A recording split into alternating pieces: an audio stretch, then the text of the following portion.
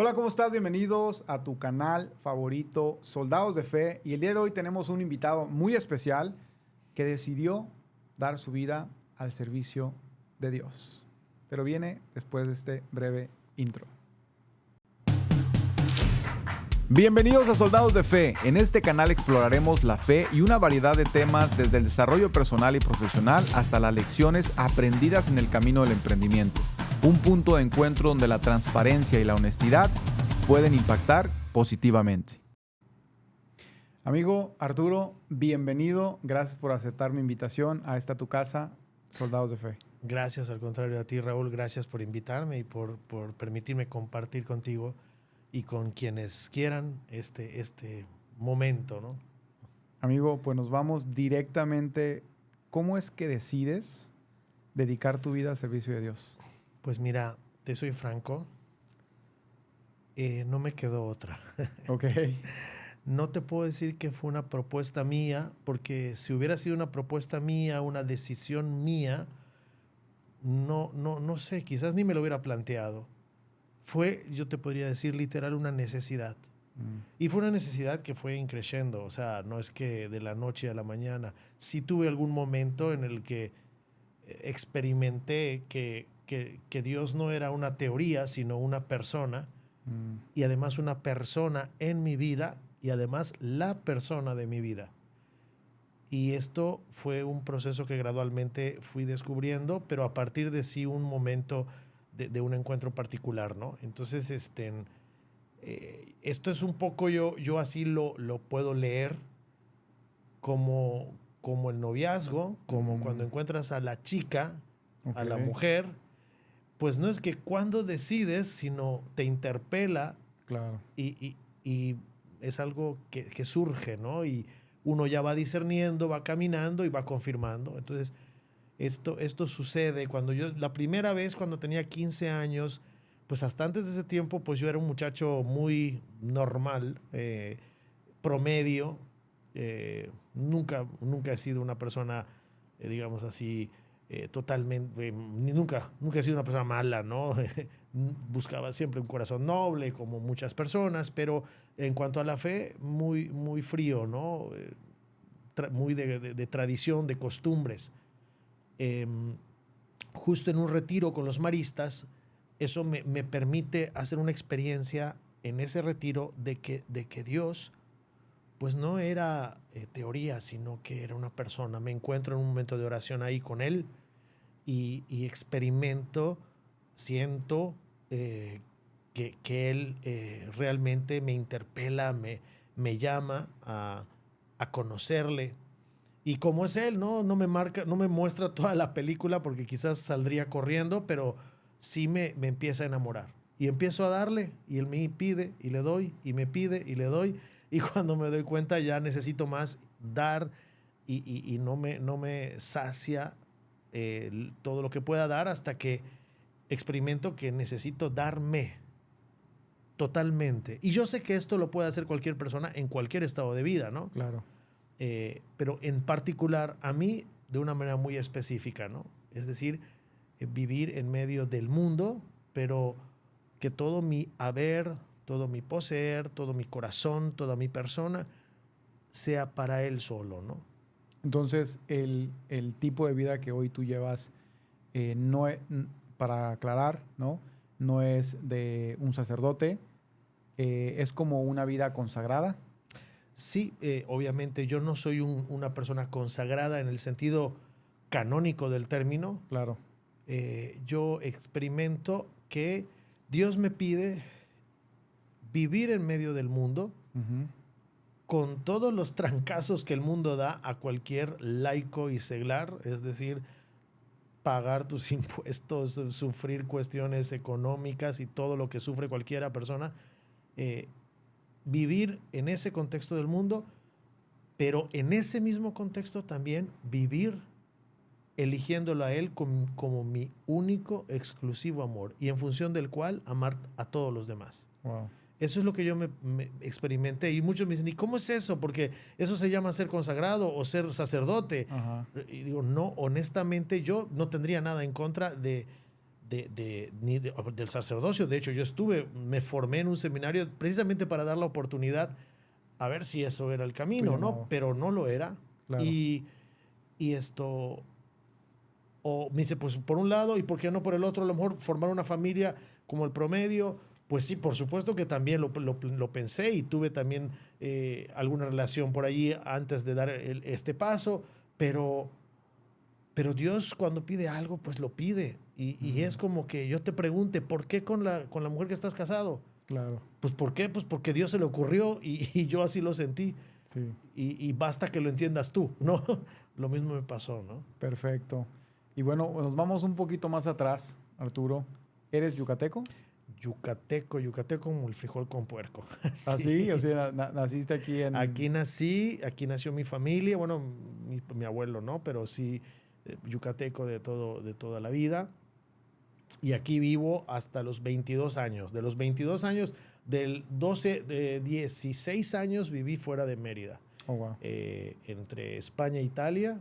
Y en el 2008 regreso aquí y soy profesor universitario ahora. Doy clases en el área de filosofía, teología, aquí en una universidad. Aunque mi primera carrera es arquitecto, pero pues no la practico. Terminé la carrera de arquitecto y ahí, título, y me dedico ahora sí que a lo que sentía en el corazón, ¿no? Que era esto. Perfecto. Y antes de llegar a esta decisión, ¿qué tanto influyó tu círculo social? Pues mira, definitivamente tener una familia... Mi familia siempre ha sido creyente y ha sido una familia que ha creído en los valores de una familia, ¿no? Es decir, mis padres, ante todo, defendieron, procuraron, acrecentaron lo que es el amor entre ellos y el amor en la familia, ¿no? Con sus más y sus menos, pero ese valor, eso a mí me fue permeando. O sea, para mí no entendería yo el crecer de una manera diferente, que no sea en ese estar arropado en una familia unida. Entonces eso ayudó mucho. Sin embargo, había una práctica, como te decía, por costumbre, en cuanto a la misa, en cuanto a todo esto. Pero eso, pues ahí fue una semilla que se quedó, ¿no? Y en su momento se avivó y me permitió dar el siguiente paso. Entonces, mi familia, por supuesto, y luego las personas que intervinieron, ¿no? Que intervinieron a través de su testimonio, a través de su consejo, fueron marcando mucho, ¿no? Y a día de hoy, igual, mi entorno de gente más allegada, de amigos, significan fundamentalmente un medio para perseverar en esta batalla, que además se pone cada vez más dura, ¿no? Por los tiempos que nos toca vivir. Claro. Entonces, el tener gente correcta en mi entorno, y me refiero con gente correcta que me ayuda a perseverar. Claro. Eso es definitivo. Yo creo que nadie puede caminar solo en la fe y cada vez menos en un mundo que nos está agrediendo moral y espiritualmente cada vez más, ¿no? Claro. ¿Dónde estudiaste filosofía? Estudié filosofía y teología con los Legionarios de Cristo en Roma. Entonces, ahí en Roma estuve del 97 al 2005. Ahí estudié 4 años de filosofía, la licenciatura. Bien. Y 3 años de la teología. Y fue una experiencia que me enriqueció y que además es lo que ahorita yo soy profesor, claro, gracias a esos estudios, ¿no? Wow. De hecho, como te digo, la arquitectura la tengo ahí en el desván. Ya olvidada. Pues sí, la verdad olvidada. No. Yo tengo claro que si algún día hago algo, no sé, en mi casa, le voy a pedir a un arquitecto de verdad. Que te venga y te ayude. Que lo haga, porque yo ya estoy todo desactualizado, ¿no? Oye, mencionaste una crisis al final de tu carrera. Sí. A ver, en este camino que te decía de Dios, ¿no? Que fue metiéndose cada vez más a mi vida. Dios es así, mira. Él te va pidiendo y siempre te deja la libertad. Pero cuando Dios te pide es porque Él sabe que eso es lo mejor para ti. Claro. Y el no decirle sí, en realidad aunque es un ejercicio de la libertad y Dios permite que tú la ejerzas, es algo que al no responder a eso que Dios te pide y como Él te lo pide, pues eso merma tu felicidad, ¿no? Entonces, como te decía, yo sentía que Dios me estaba pidiendo cada vez más y yo me llené en algún periodo, ya habiendo tenido un encuentro con Dios, me fui llenando de muchas cosas, incluso de cosas buenas, ¿no? Me metí con cuestiones de apostolado, mis amigos, además una vida social pues bastante como la propia de un joven de 18, 20 años. Salía yo todos los fines de semana, íbamos a los antros, no hacíamos cosas malas en el sentido de que no había excesos, pero era como que un poco aturdirme. O sea, yo en paralelo Dios me llamaba y yo como que un poquito no miraba. Entonces, el alma, que es mi alma, ¿no? No la puedo engañar, ¿no? Entonces tiene sed de lo que Dios me está pidiendo. Entonces llegó un punto de quiebre en el que, además, estudiando arquitectura, que es una carrera muy demandante, o sea que pasabas noches sin dormir haciendo trabajos, pues como que todo se juntó y me llevó a un punto de quiebre emocional en donde yo no sabía qué estaba pasando. De pronto sentí que ya no, o sea, de ver tan claro que Dios estaba en mi vida a sentir una aridez enorme, una frustración tremenda, una depresión terrible. O sea, como que me sentí así, como en medio del mar en una tormenta. Entonces esa crisis, que fue muy dura porque me postró, incluso psicológicamente, también fue una gracia porque me permitió, como dicen a veces, tocar un fondo en donde pues ahí Dios también está para sacarte y para ayudarte a caminar hacia lo que Él quiere. Y eso es lo que sucedió. Esto pasó al final de mi carrera y en ese punto fue cuando ya al salir de este periodo, ¿no? Fueron como 2 o 3 años, pues decido tomar en serio esto que estaba yo sintiendo de dedicar mi vida a Dios. Y en ese momento un sacerdote me sugirió, me dijo, oye, eso podría ser una vocación sacerdotal. Y yo le decía, no lo entiendo así y no creo estar ocultando, o sea, no creo estar evadiendo a Dios. Tengo toda la intención de hacer lo que Él me pida, me parece que no. Y entonces me dijo, ¿por qué no pruebas? O sea, digo, si tú le das la oportunidad a Dios de que te confirme si sí o si no, no vas a perder nada porque si no es tu camino el sacerdocio, lo que hayas estudiado te va a servir para eso mismo. Y eso fue lo que hice. Dije, pues no, si no me aceptan sin compromiso de compra. Y me dijeron, sí, ok, pues entonces allá ustedes. Y eso fue lo que pasó realmente, ¿no? Y fueron años maravillosos que o sea, la lectura de esa formación, uno podría leerla humanamente y decir, óyeme, estudiaste arquitectura, porque además me titulo con una carrera que es muy sacrificada.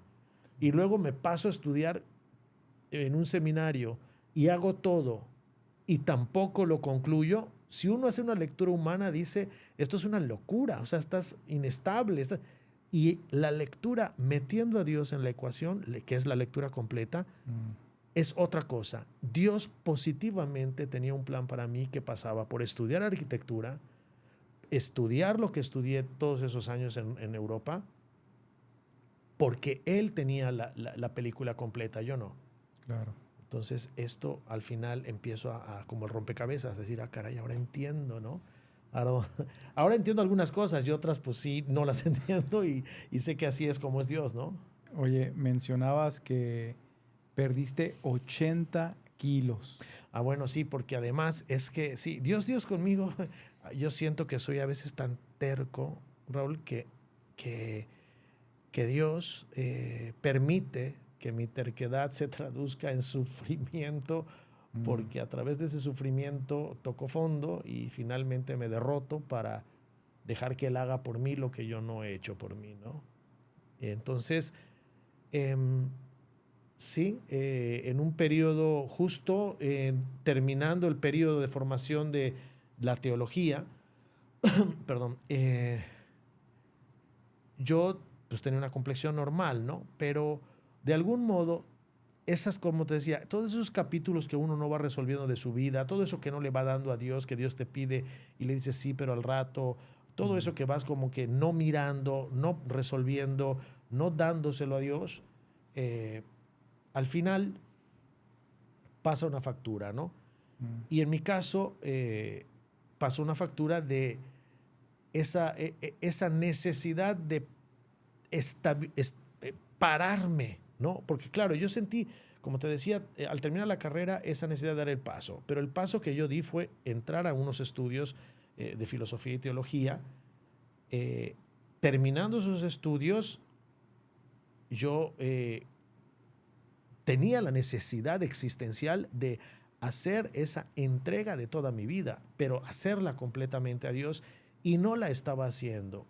O sea, yo no, ¿cómo te diré? Es como cuando estás pensando mucho en tirarte a una piscina por el trampolín y no te decides y no te decides hasta que alguien te da el empujón, exacto. Entonces, pues yo se supone que tendría que estar ya parado en esta respuesta, bueno, se supone porque mi alma lo estaba pidiendo, pero como te digo, duermes o tratas de ese paso, dices, pues doy uno, pero no tan largo. O sea, sí me acerco a la punta del trampolín, pero no me tiro, un poquito nada más.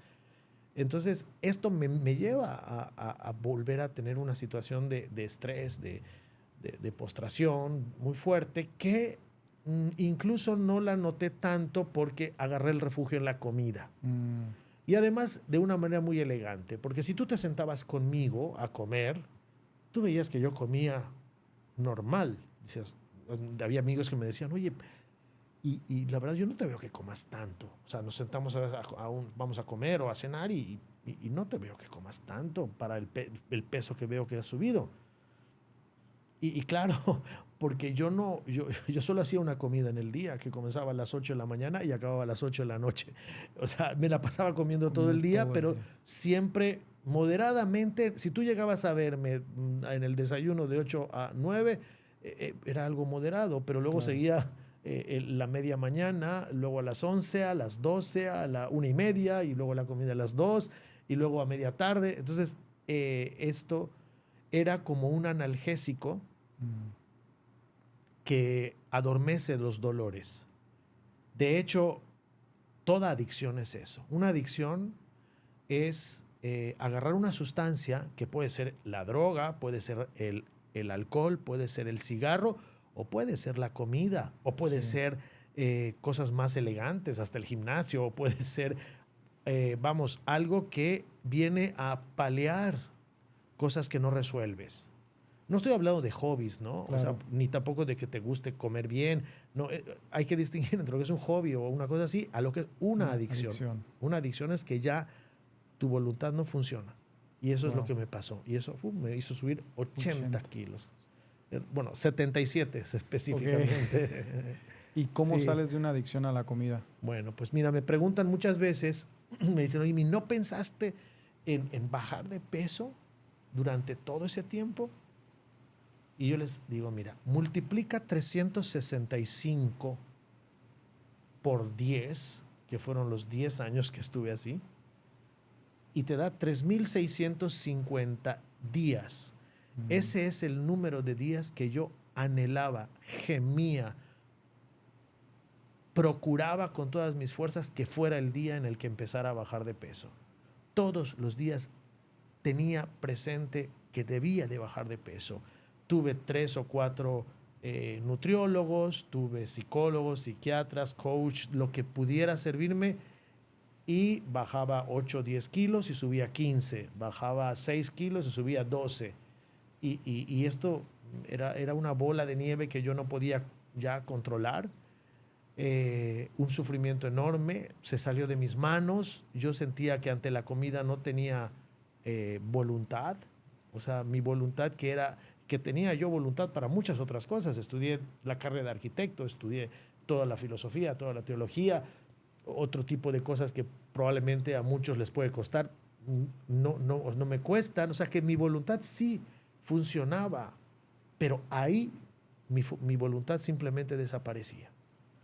Y es normal, es como te digo, la adicción busca una sustancia que pueda hacer que los dolores y las cosas no resueltas de la propia vida se adormezcan, ¿no? Cuando uno está consumiendo a lo cual uno es adicto, es como que te apapacha, ¿no? La comida, mira, aquí conmigo no hay problemas. Puede ser la comida o puede ser el alcohol, puede ser el vape, puede ser, no sé, hay muchas otras cosas, ¿no? La pornografía, puede ser la codependencia. Hay muchas caras en las cuales uno va a encontrar, esto me hace sentir que no hay problema. Pero la perversión de una adicción es que te hace creer que con la adicción no hay problema, pero luego te engancha más y te deja más vacío.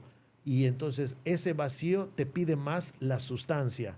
Y la sustancia te vuelve a dejar más vacío y entras en una dinámica que no es posible. ¿Cómo se sale? Dios tiene que hacer por ti lo que tú no puedes hacer. Y para eso se necesita derrotarte, tocar fondo y decir yo no puedo. Llega un punto en donde tienes que decir, ok, ya.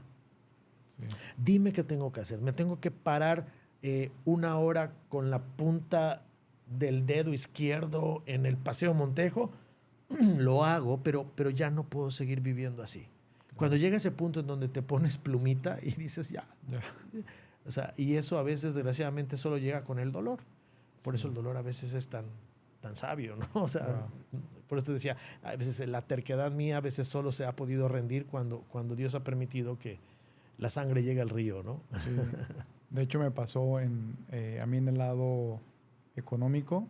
Cometí 3 errores que me costaron casi todo mi patrimonio y ya estaba en Mérida, ¿va? No hace mucho, estamos hablando de 2 años, y me rendí y dije, a ver, Dios, yo hago las cosas bien, no he estafado a nadie, he ayudado lo que más puedo, y en lo que hago siempre busco un ganar-ganar. O sea, ¿por qué a mí, no? Pero ¿sabes algo? Pum, doblé rodilla y dije, tú hazte cargo, yo me quito el piloto, ahora yo quiero ser el copiloto, por favor, y todo cambió, amigo. Te puedo creer al 100%, Raúl, porque a veces, mira, somos tan salsas que le decimos a Dios, espérate Dios, yo voy a entregarme a ti mejor que si tú con tu gracia lo hicieras. O sea, hasta como que le quitamos la chamba a Dios, o pretendemos, ¿no? Y Dios lo que quiere es lo que acabas de decir, ponte de rodillas. El que va a hacer las cosas soy yo. Ciertamente eso implica que uno es dócil a lo que Dios pida, pero muchas veces, en mi caso, esa es mi experiencia, ¿no? Y eso va sumando también más a la misma, digamos así, caldo de cultivo que te lleva, en mi caso, a la adicción. O sea, el estar tratando de resolver los problemas a mi modo, el tratar de estar, o sea, quitando a Dios de su lugar y poniendo probablemente mis capacidades o mis planes o mis proyectos, incluso los mismos proyectos nobles y buenos y santos. Claro. Pero es que es Dios el que tiene que, o sea, ir solamente doblando rodillas, como tú dices, finalmente Dios. Y doblando rodillas, que yo lo interpreto como un doblar rodillas, no solo externamente, frente al Santísimo, frente al Sagrario, sino doblar rodillas de corazón. O sea, yo ya tengo un corazón arrodillado permanentemente porque me queda tan claro que por mi experiencia, y al menos yo, Arturo, yo necesito que Dios haga las cosas por mí. Claro. O sea, de verdad, yo sí me declaro así. Y no quiero que se confunda con un no hacer nada, sino el dejar a Dios ser Dios. Y creo que eso es muy difícil, sobre todo cuando uno incluso ha comenzado a tener un camino de conversión. Pues ya como que eso es lo que toca, ¿no? Yo voy a entregarme, yo voy a hacer las cosas, yo le voy a dar a Dios, yo voy a hacer para Dios, y soy yo para Dios, y llega un poco a caer uno en la autosuficiencia hasta para con Dios, ¿no? Claro. Oye, recuerdo donde nos conocimos, de hecho ahí con mis compadres, Valeria y Alfredito. Y Alfredito. Claro. Saludo.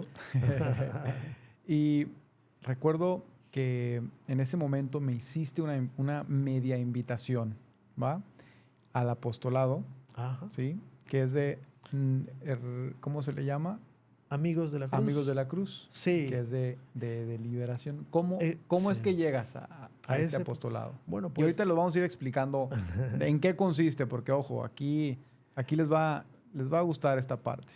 bueno, es un apostolado que yo nunca hubiera elegido por mí mismo. O sea, él como en todo, ¿no? O sea, son las cosas que Dios va poniendo por algún motivo. En el último año que estuve en Roma, estudiando la teología, se hizo el primer congreso de exorcismo y oración de liberación, que ya luego se hace cada año en el Ateneo Regina Apostolorum de los Legionarios de Cristo, que es un congreso sobre exorcística. Muy bueno, muy bueno, la verdad, porque está hecho con toda la doctrina sana de la Iglesia y con expertos, no solamente sacerdotes, sino también interdisciplinariamente, ¿no? Médicos, etc. Entonces, pues en ese año, de alguna manera, me tocó colaborar porque mi superior directo era el encargado. Y bueno, pues me abrió un conocimiento sobre temas que yo no había estudiado, al menos de esa manera, y eso pues me dio un contacto muy, muy profundo con esa temática, ¿no?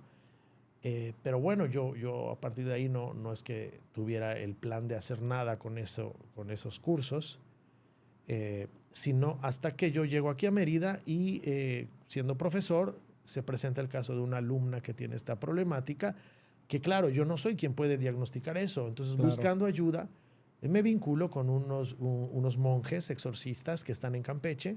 Bien. Antes de contactarme con ellos, evidentemente trato de asegurarme que son monjes que estén en la línea de la iglesia, que estén aprobados por su obispo. Claro.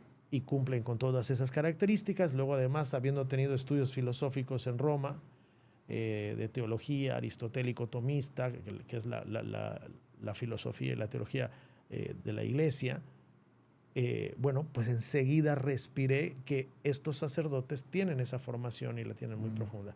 Entonces, a partir de allí, comenzamos a apoyar a esta chica que realmente sí tenía un problema de posesión demoníaca.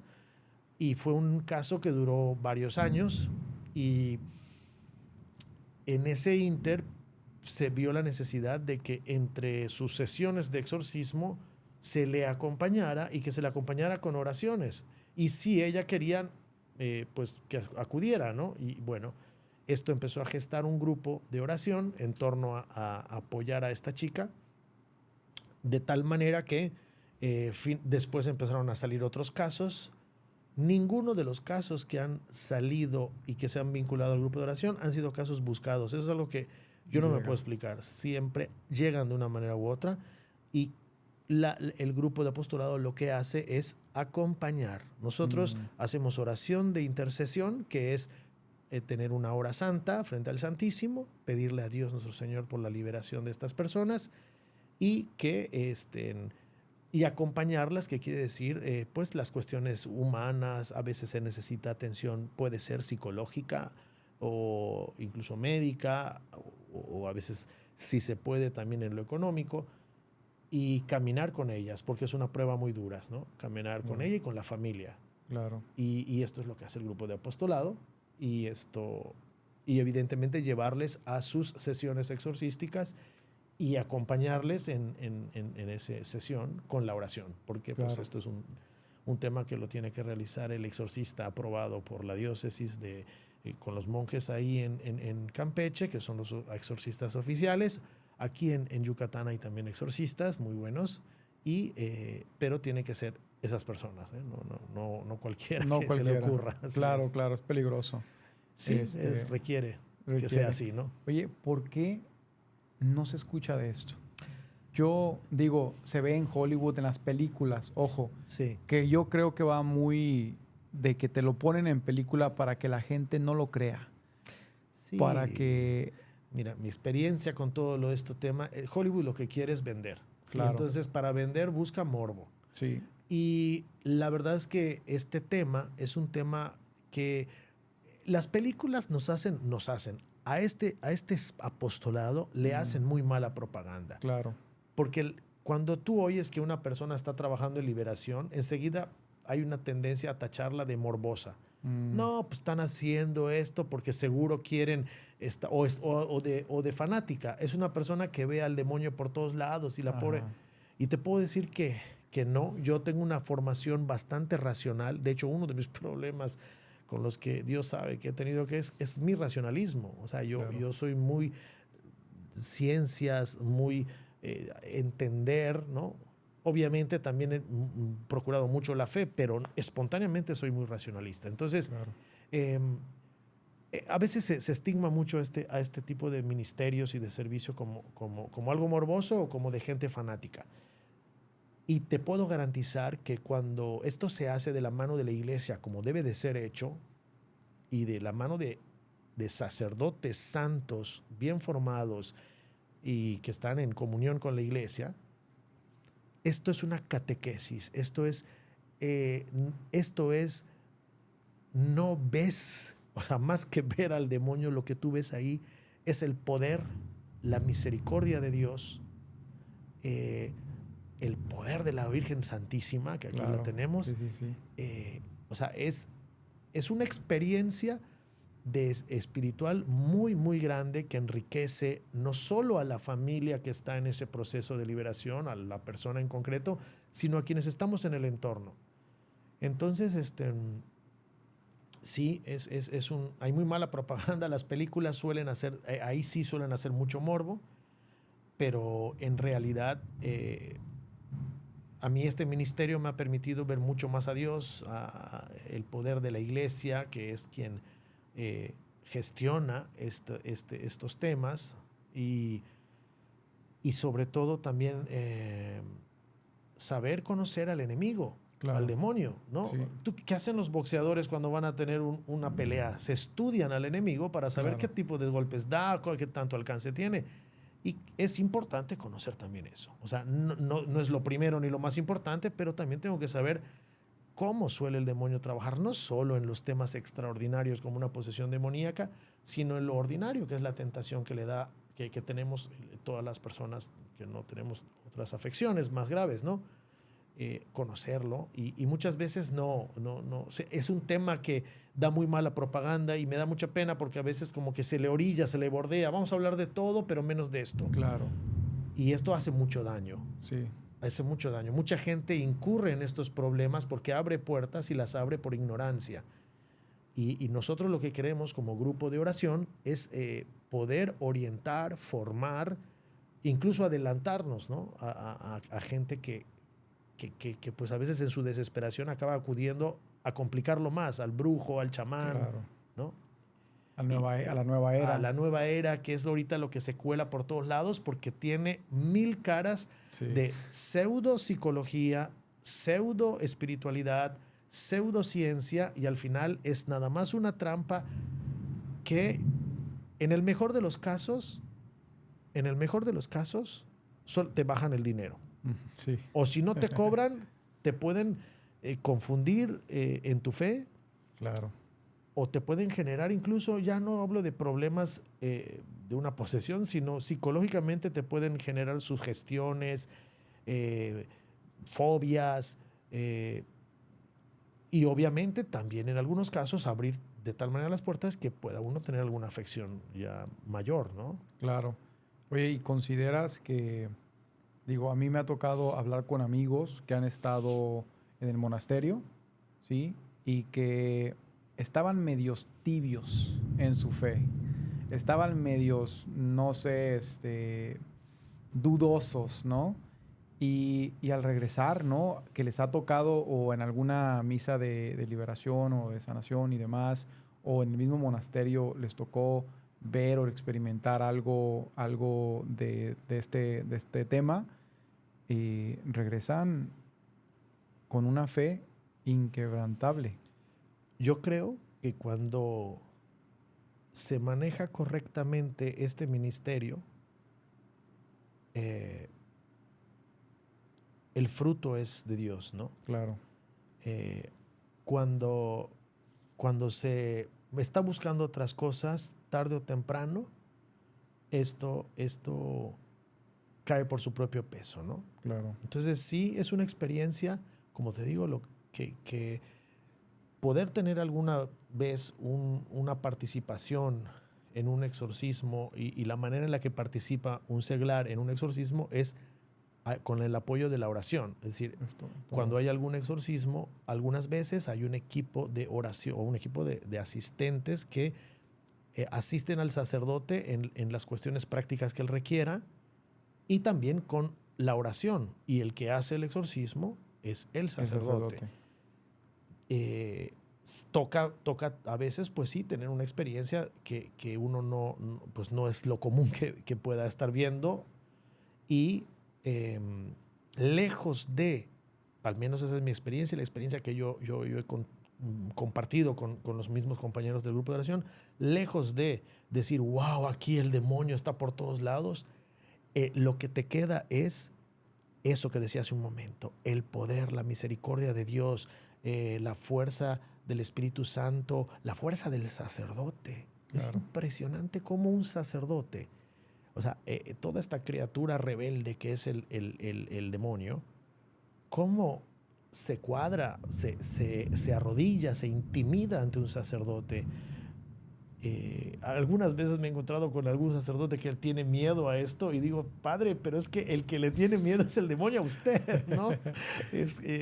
Hay que tener esa conciencia de todo lo que es un sacerdote, ¿no? Claro. Y eso es maravilloso, entrar, asomarse a esa dimensión espiritual, es de mucha riqueza espiritual, ¿sí? Claro. Sin duda, sin duda. Y sí, es verdad que las personas, nosotros cuando el grupo de oración tenemos una formación para poder teológicamente, filosóficamente, poder hacer una lectura real de lo que está pasando y no desviarnos. Y bueno, cuando uno va con este contexto, le saca todo el jugo, ¿no? Y a veces cuando no vas porque te tocó sin querer, pues también Dios se sirve de todo, ¿no? Claro. Oye, he escuchado que a veces hay cierta, ¿cuál es la palabra que estoy buscando? En algunos estados, ¿no? Algunos no se permite o hablar del tema o hacer el tema de exorcismos por la misma iglesia. Pues mira, yo no te sabría decir de todos los estados. Gracias a Dios aquí en Yucatán este campo se tiene cubierto en Campeche. Es un campo que no puedes ahora sí que nombrar a exorcista a cualquiera, ¿no? Claro, claro. Yo puedo entender que en algún caso pueda ser que la persona correcta aún no la han encontrado y puede ser desgraciadamente que en algunos casos este tema no se quiera abordar. Claro. O sea, es un tema, como te digo, incómodo, que puede etiquetar, ¿no? Es una iglesia retrógrada, como que en el pleno siglo XXI hablando de posesiones y carambas. Claro. Ahorita más que nunca las puertas están servidas. Estamos en la guerra. Estamos en la guerra y estamos en un contexto donde está más que nunca a la mano lo que antes era más difícil. Y me refiero que antes siempre ha existido el esoterismo y la brujería, pero ahorita lo tienes a un clic, y lo tienes a un clic incluso mucho más joven. O sea, un niño de 10, 12 años puede acceder a un ritual satánico en su teléfono. Wow. Entonces, hay muchas cosas ahorita mucho más graves en cuanto a que está más a la mano y llega a todo el mundo, ¿no? Sí. Entonces, yo creo que es una omisión muy grande si en algún lugar no se le da o sea, repito, no hay que obsesionarse con esto, ni es el principal tema. Toda la iglesia tiene que abordar efectivamente la catequesis, la pastoral, hay muchas cosas. Claro, pero una de ellas es también esta. Claro. Hay gente que yo he podido ver sufriendo muchísimo, pidiendo ayuda y que a veces no se le cree. ¿Y qué pasa cuando no se le cree? A ver, no quiero decir que cualquier persona que venga le tienes que decir así estás. No. Acogerla. Acoger a la persona y acompañarla en su discernimiento, que sienta que hay alguien con él. Porque ¿qué pasa cuando no siente una persona que no cuando una persona siente que no es acompañada, entra en desesperación? Sí. Y más aún si siente que no es escuchada. Entonces, ¿qué pasa? Que el demonio es real y es muy astuto. Y entonces viene el chamán y el brujo y te dice, yo sí te ayudo. Y entonces la persona en su desesperación va y dice, pues sí, ayúdame porque ya no puedo con esto. Entonces, a mí sí me ha hecho un examen de conciencia decir, carambas, no sea que en la casa no acogemos a nuestros propios hermanos y luego van a buscar lo que yo no le doy fuera y luego se complica. Sí. Y repito, no se trata de que, bueno, todo el que venga, no. El que viene sufriendo. Y si después de ese discernimiento lo que esta persona tiene es un problema psicológico, una depresión, una sugestión, también necesita acompañamiento. Y nosotros en el grupo de oración hacemos también eso. Claro. Hay casos que llegan y que al final o no son tan graves o no son una acción extraordinaria del demonio y requieren solamente acompañamiento, Claro. que alguien les ayude, y además es el momento maravilloso para catequizar. Claro. ¿Me entiendes? Es el momento en el que la persona está sufriendo y está como lo que me pasó a mí. O sea, dime qué hago para bajar de peso. Entonces, igual la persona dice, dime qué hago para que salga de esta prueba. Claro. ¿No? Entonces, es muy importante el acompañamiento a estas personas, repito, y ya sea que sean casos reales o no, porque el sufrimiento viene y la cruz viene a ser igual, aunque una es con una acción extraordinaria del demonio y la otra probablemente pueda ser con una prueba psicológica o depresión o lo que fuese, pero es una cruz también. Claro. Y esto sí que, claro, es cierto que pueda pasar, sí. Yo no te puedo decir porque no conozco más que las realidades de aquí, de Yucatán y de Campeche, que como te digo, gracias a Dios está cubiertas, pero puedo entender que haya en algún otro lugar un tabú en este tema y se deje un espacio para la confusión, la ignorancia y para que otras personas sufran mucho, ¿no? O acaben yéndose a otra religión, a otro tipo de o sectas o prácticas que hacen más daño, ¿no? Claro.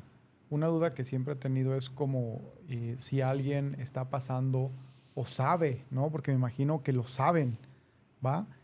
Por un caso así, o sea, si están en X estado, si ellos se acercaran a su párroco o algún sacerdote preguntando quién en ese estado o en cualquier otro estado, el sacerdote tendría que tener la información para ayudar a estas personas.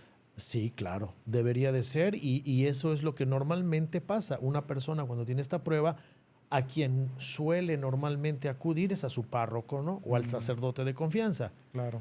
Y este sacerdote o párroco, ok, conociendo a la persona, acompañándola un poco, si esto ve que requiere una atención mayor, la debería de ir encaminando hacia el sacerdote o los sacerdotes que el obispo haya nombrado para esta práctica del exorcismo o de la liberación específica. Entonces, sí, se va haciendo un camino, ¿no? Que debería de hacerlo cada diócesis, ¿no? Por lo menos, como te digo, aquí en Yucatán sí se está tratando de cubrir en este sentido. Lo malo es cuando no existe esa organización y una persona va, busca ayuda y a lo mejor el padre no le cree o ni siquiera sabe. Hay ignorancia. Es un tema que a veces se falta formar en los seminarios. Claro. Y sí, es ahora sí que un espacio gris en el que al final la persona es la que acaba perdiendo, ¿no? Claro. Y creo yo que no podemos permitirnos eso, máxime en este mundo, ¿no? Ahorita es impresionante lo que vemos con todo lo que es la ideología de género, todo lo que están bombardeando a las familias, a los jóvenes, a las personas. Bueno, pues eso, el esoterismo, la brujería, o sea, el bombardeo que está teniendo el ser humano es impresionante. Yo honestamente no comparto para nada lo que dicen es que el mal siempre ha existido. Claro que el mal siempre ha existido, pero que el mal esté tan globalizado, esté tan a la mano de todas las personas, y incluso los más pequeños, esto no ha sucedido. Esto no ha sucedido antes. Claro que han habido perversiones en la Roma antigua y en otros momentos históricos, en determinados lugares más que en otros, pero ahorita tenemos cada vez más una tendencia globalizante también en el mal. Sí. Entonces tenemos una batalla particular. Tenemos la garantía de que estamos en el equipo que siempre gana, que es el de Dios. Sí. Pero eso nos tiene que obligar a estar conscientes de esta batalla. O sea, realmente sí creo que es importante tener, así como traes tú una camisa militar, pero espiritualmente, exacto, fíjate, mira que dice, exacto. Antes era US Army, hoy es Es el que, ejército de Cristo. es que es necesario caer en esa cuenta porque es la realidad, es una utopía creer que no siempre todo, el mal siempre ha existido. No, es que no hay que hablar del demonio porque la gente se obsesiona con ese. O sea, a mí me preocupa que a veces ese es el caminito que muchos agarramos y sin querer nos vamos al otro extremo. Claro. Y aún peor, denostamos a quienes sí están trabajando en esto. Ahí van los cazafantasmas o ahí van los que están obsesionados. Claro. Cuando a veces nosotros hablamos así de otros hermanos de nuestra misma iglesia católica que se dedican al servicio de la liberación estamos escupiendo hacia arriba. Porque la gente que está alrededor dice, estos son católicos y uno está denostando al otro.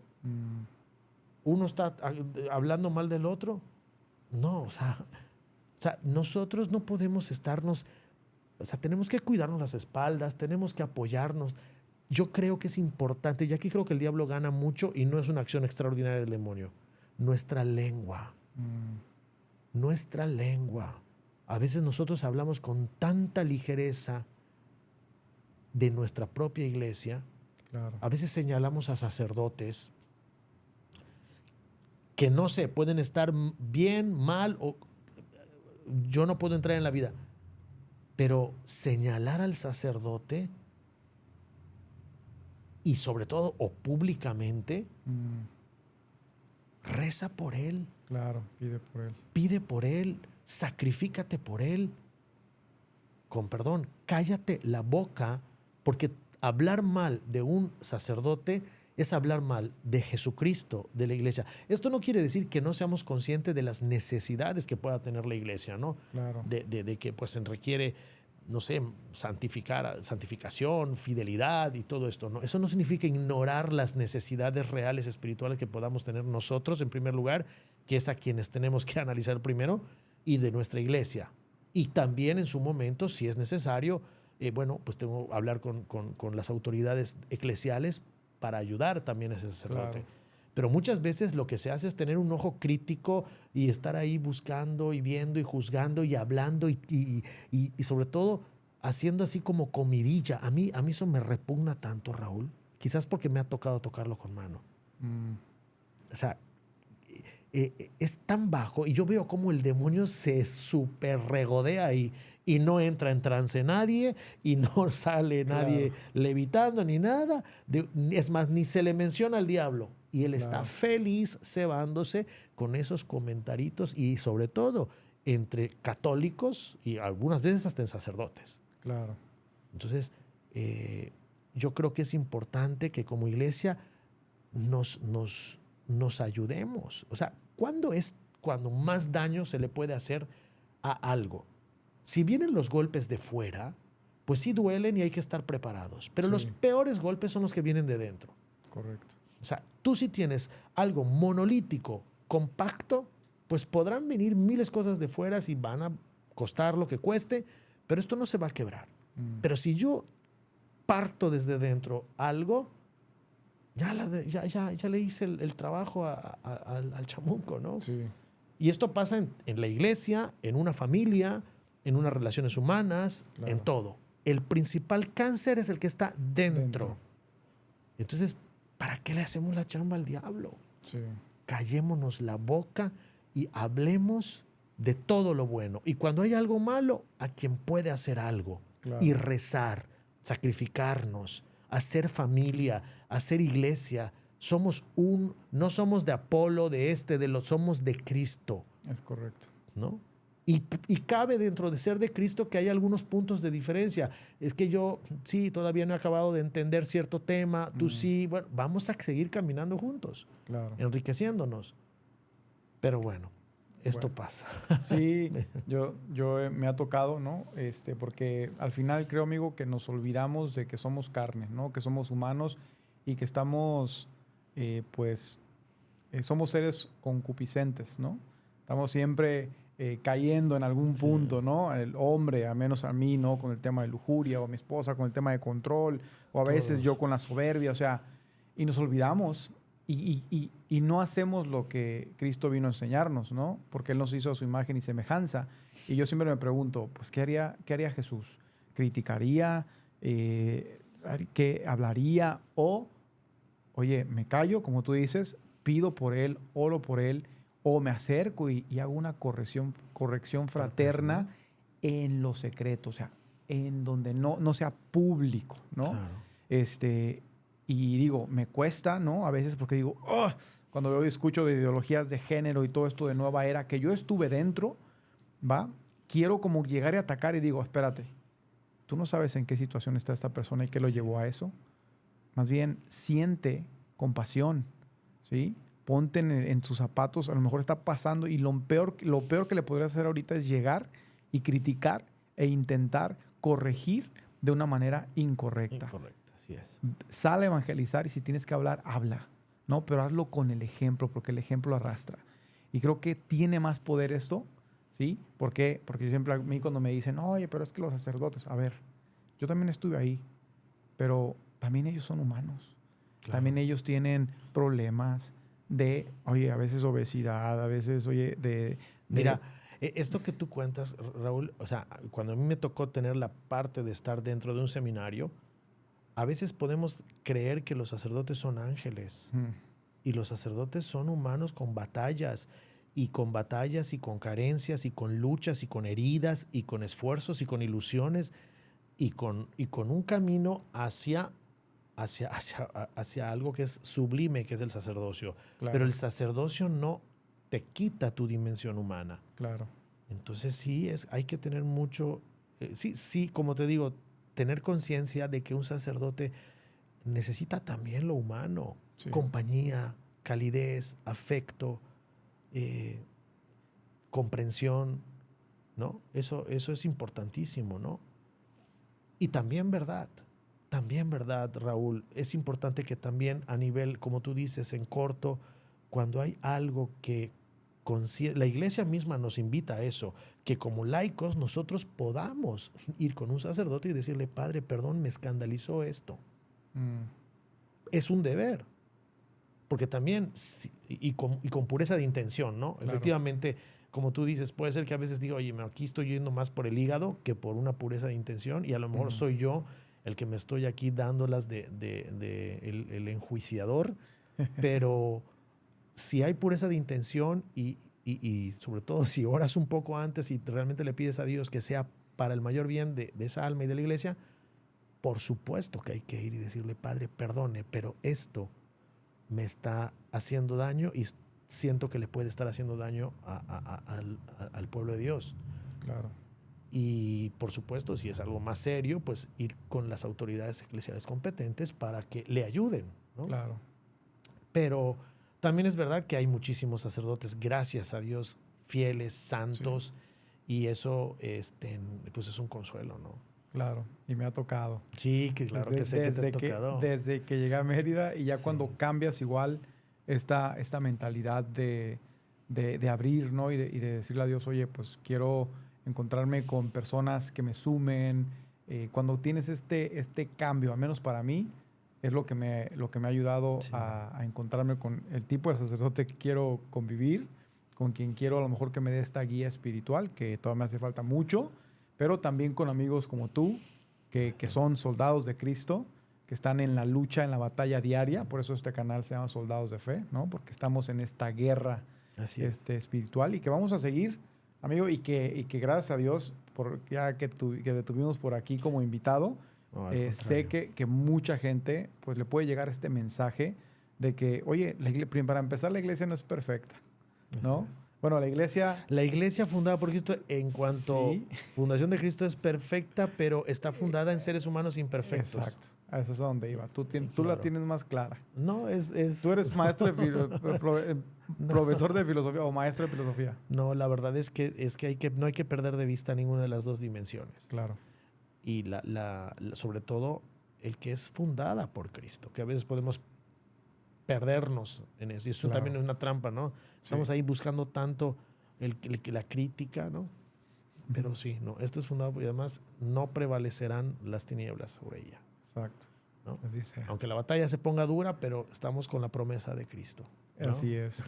Oye, amigo, y ya para ir cerrando, porque lo creas o no, ya casi llegamos a la hora. Wow.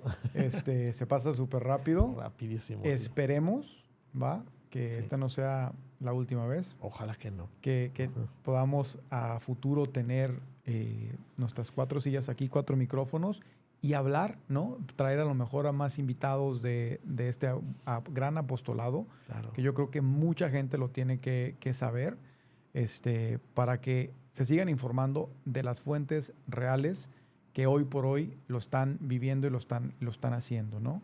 Entonces, agradecerte y ya para ir cerrando, tengo la pregunta más difícil, amigo.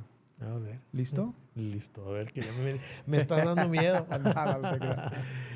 Para ti, ¿qué es la fe? Ok. Para mí, ¿qué es la fe? Vida. Para mí la fe es vida. Y vida en abundancia. También la fe es un salto hacia un mar en donde no lo tengo todo claro, pero que sí sé que está Dios. Y que pase lo que pase, lo entienda o no lo entienda, está Dios. Y eso me tiene que bastar. La fe para mí en este mundo en el que la necesitamos tanto es como la linterna en medio de la oscuridad. Llegará un día, Dios quiera, que estemos en el cielo y ya la fe no va a ser necesaria, ¿no? Pero mientras estamos aquí, necesitamos esa linterna. Eso creo. Me encanta. La mejor definición que he escuchado hasta el momento. Y perdona a todos los que han venido y que me han dado su definición de fe. No, hombre. Amigo, ¿algún último consejo que te gustaría ya darle directamente a quien sea que esté del otro lado de la cámara? Que venga de tu corazón, que nazca de tu corazón. Pues quizás diría yo que es muy importante que en nuestra vida,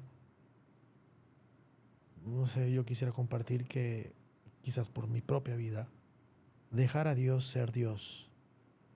Es muy fácil, incluso con intenciones buenas y santas, inconscientemente hacer a un lado a Dios y sin darnos cuenta. Creo que dejar a Dios ser Dios es la fórmula mejor para que las cosas que hacemos salgan como Él quiere, para que la paz esté en mí y que de verdad haya esperanza, ¿no? A veces ahogamos la esperanza porque en quien estamos apoyados es en nosotros. Y inconscientemente a veces, ¿no? Y entonces estar apoyados en nosotros mismos, ¿qué seguridad nos puede dar? La única roca es Cristo. Entonces, dejar a Dios ser la persona de tu vida, incluso casado, no puede estar ni tu esposa ni tu hijo en camino arriba. Es más, ni a la misma par. La mejor manera de amar a las personas que tú amas es amando primero a Dios. A veces podemos sabotearnos.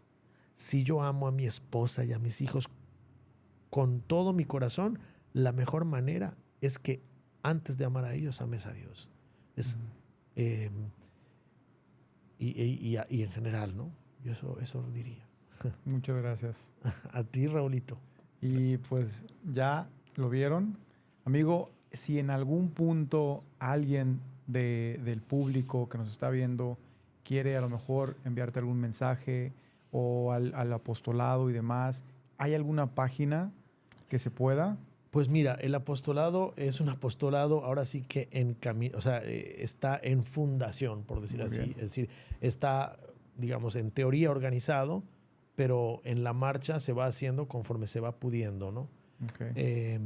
Pero cualquier pregunta al respecto, lo que fuera, pues sí, me pueden en algún punto escribir a mí, te podría dejar algún correo electrónico o algo. Claro. Y así explicar un poquito más. Sí, ¿no? pues que me manden un mensaje a mí directo. Exacto. Y así ya me yo lo los reenvías. pongo en contacto con mi buen Arturo.